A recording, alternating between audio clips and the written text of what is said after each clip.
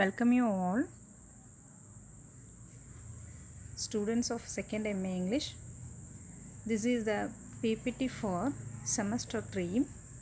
Title of the paper is Fiction 2, and from the unit number 1 we are seeing the novel Great Expectations. This is also the continuation of the novel Great Expectations by Charles Dickens. Already we have seen up to the 34 chapters from the last PPT, and we have stopped the novel when Pip received a letter by the doorstep, and that letter has announced that the death of his sister Mrs. Joe. Okay, now we are going to see the further activities of Pip in the forthcoming chapters. Chapter 35. Pip is totally depressed by his sister's death. It is the first death that he's encountered in his life, and he can't stop thinking about Mrs. Joe. She may have been a mean old snake, but he still feels like he should hunt down Orlick because he believes he is the responsible for her death. After the funeral, Joe and Pip talk about old times of their life. Pip asks Biddy that what she'll do with her life now. Biddy responds that she's going to be a school teacher. Pip promises Biddy that he will come back home often to take care of Joe. But Biddy doesn't believe him and not give any reply to him. It hurts him a lot. Pip is annoyed, heartbroken and sad because of Biddy's silence. Pip leaves from the forge and promising to return soon, but he feels himself guilty because he won't come back soon at all. Chapter 36. Pip and Herbert have been spending money faster than their earnings. This is the day of Pip's 21st birthday. Mr. Jaggers invites Pip to his office and he presents a gigantic birthday gift to him. And he says that Pip will receive an allowance of £500 a year. That's a lot of money. Pip really wants to know who his benefactor is. But Mr. Jaggers doesn't say about the benefactor's name. Pip asks Wemmick for some advice. Pip has the crazy idea that he would like to invest some of his new allowance in a certain business with the help of his friends who is interested in the merchant and shipping business. Pip asks Wemmick whether he is speaking as businessman or as friend, and Wemmick confirms that he is speaking as only a businessman. Then he says to him that if you want to know what Wemmick thinks as a friend, Pip, you will have come to Wemmick's house in Walnut. This is the reply of Wemmick to Pip. Okay. Chapter 37. On Sunday afternoon, Pip decides to visit Wemmick's castle at Walnut. When he arrives, the aged welcomes and tells him Wemmick is went out. The aged and Pip enjoy their time by introducing themselves to each other. Pip makes the aged laugh by saying something humorously. At that time, Wemmick arrives with a cute lady friend. Her name is Miss Skiffins, and she seems nice as a 19th century modern lady. Pip tells Wemmick that he wants to help his friend, for buying some materials to do a business. Despite of Wemmick's earlier warning, Against to giving money to a friend, he asserts that it's an excellent idea to find a partner in the merchant trade who needs a partner, so that Pip wants to arranging everything. But Herbert is not aware of Pip's help. All the four have tea. All the four, those who are Skiffins, Wemmick, the aged, and our narrator and the protagonist Pip.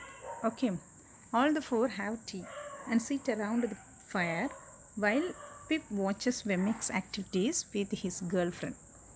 Wemmick says Pip that there is a shipping merchant in town named Clarick who expects a partner to expand his company.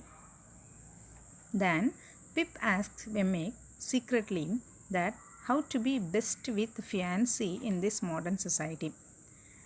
Pip goes home hopefully after meeting with Wemmick at night. He believes that his expectations might do some good in his life.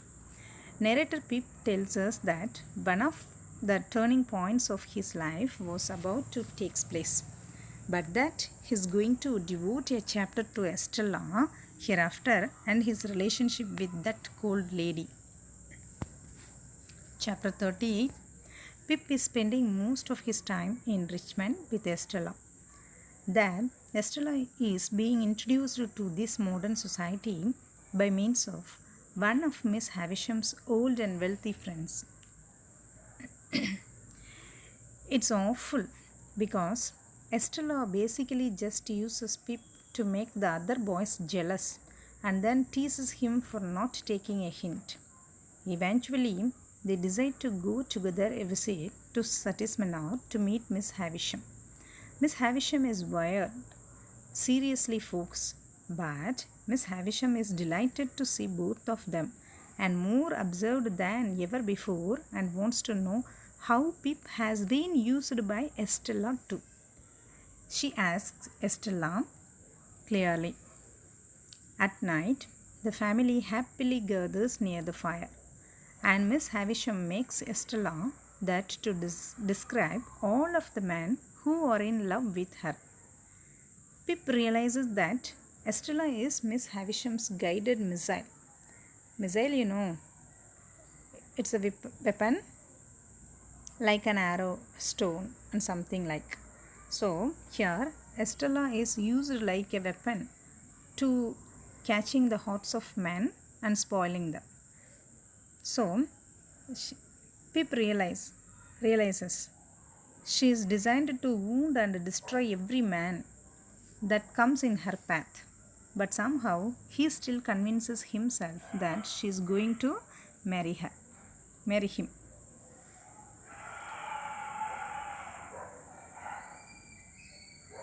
The three are enjoying the accounts of the poor men, those who love Estella.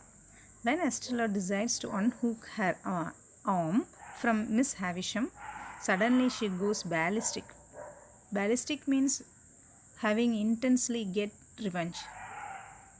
Then Estella unhook her arm from his stepmother, accusing her by words that of being ungrateful and cold of Estella.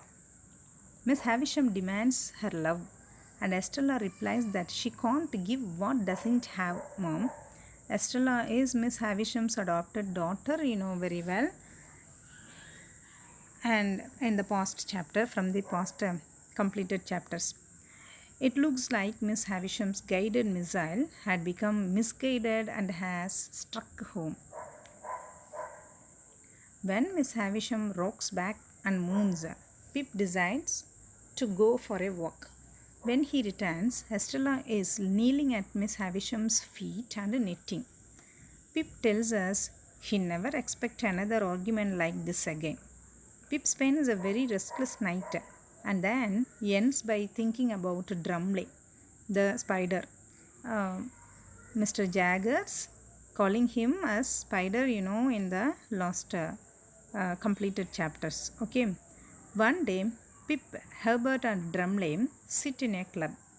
Drumley tells the boys that he is pursuing Estella and that she is drawn totally into him.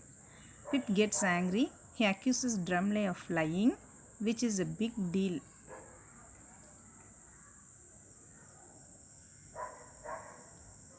The society decides that Drumley has to provide evidence that he is getting closer to Estella, and he shows a note to the boys that Estella had written to him. At a party soon after, Pip watches Drumley flirt with Estella till the end of the party.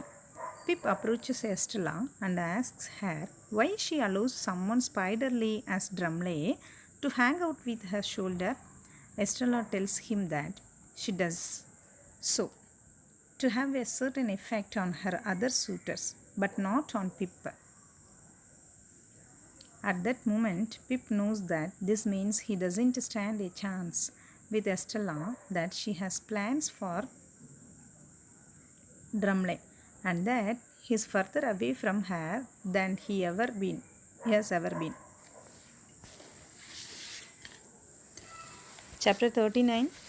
In this chapter, we meet Pip in his 23rd birthday. Herbert is off gallivanting in France. Gallivanting, making a pleasureful travel, the adventurous, happy for making a travel for happy pleasure and enjoying the world, that is gallivanting. And he went gallivanting in France, and Pip is all alone in the middle of the gigantic storm in his room. The wind is howling, it's pitch black, and smoke comes from the chimney. At that time, Pip hears footsteps on the stairwell. There is a singing telegram.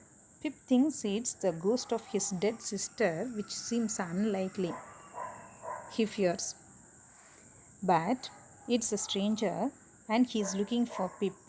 Pip holds the light out for the stranger and watches the man who is slowly coming up the stairs. The stranger is happy to see Pip, but Pip is totally wired out until he recognizes the man who he is. That stranger is his own convict when Pip was met him in the graveyard at the age of 7. The convict embraces Pip suddenly. Pip tells him to stay away. Pip says he hopes that he has mended his ways, but that Pip doesn't want anything to do with the convict. Then Pip brings him a glass of water to drink, and he realizes that the man has been crying. Pip feels guilty and apologizes for acting so meanly. The convict holds Pip's hands, and Pip realizes what a soft he is, and despite of his freaky appearance. Now the convict tells Pip he has been a sheep farmer in New South Wales all those years. Pip tries to pay him for the money that the convict has sent all those years ago by the way of a messenger. The convict sees Pip's purse and wants to know how rich he is. Gradually, after playing the guessing game, the convict reveals himself to be Pip's benevolent benefactor. The convict looks Pip that how he is made a gentleman and about how he is certainly not yet done. He tells Pip how lonely he was herding sheep, and that when he was in his darkest and most forlorn means miserable loneliness, a state of mind, he would imagine Pip and all would be well. Pip has been his guiding light and his reason for living. The convict continues to talk about how the world may not have destined him to be a gentleman, but he declares that he is proud of Pip and his fine gentlemanly things. Then Pip sends the convict to bed in Herbert's room. Pip can't stop thinking about Miss Havisham and, more importantly, the beautiful Estella. He realizes that Estella was never designed for him. Miss Havisham was not his benefactor as he had believed for so long, and that his dream of marrying Estella were impossible ones. The rain and the wind continuously going outside, and Pip believes that he hears pursuers on the stairwell. He becomes completely paranoid. As paranoid means exhibiting extreme fear or distrust on something or someone. Pip falls asleep on the floor and wakes up at 5 in the morning. Outside, the same wind and rain is going. Up to this chapter, the author has given the second stage of Pip's expectations. Chapter 40. Pip has an intensity to keep the convict secretly in his room, but he doesn't know how he can begin to keep his convict. It's a really windy night, and all of Pip's lanterns are blown out. He decides to go outside to ask the watchman to relight his lanterns. As he gropes his way down the stairs, however, he steps on someone. Seriously, Pip demands to know who it is, but the person won't say anything. Pip grabs the watchman, but when they return with lanterns, the mysterious man disappeared. Pip searches his apartment and he reached his room. Pip has millions of questions in his mind for the convict, starting with his name Abel Magwitch, but in town he is provis to others. Pip asks himself that how he is going to keep Magwitch. Magwitch tells him he will be killed if he is ever discovered by the authorities, but that is cool. He's just thrilled beyond it. Magwitch says Pip that he wants to spend his hard-earned money for Pip and live with him. Pip goes to Jaggers to ask for confirmation. Jagger speaks in hypothetical terms in order to incriminate himself. Definitely confirms that Magwitch is the very benefactor Pip has so long awaited.